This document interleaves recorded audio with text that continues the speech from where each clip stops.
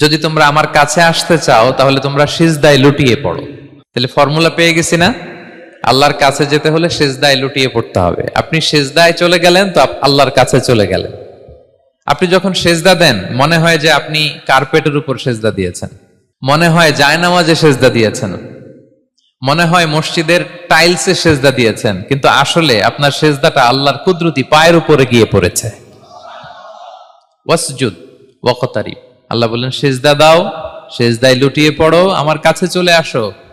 এবং হাদিসে বিষ্ণু সাল্লাল্লাহু আলাইহি ওয়াসাল্লাম বলেছেন, আকরাবু মা ইয়াকুনুল আবদু মির রাব্বিহি ওয়া হুয়া সাজিদ ফাআকসিরু ফীহি দুআ।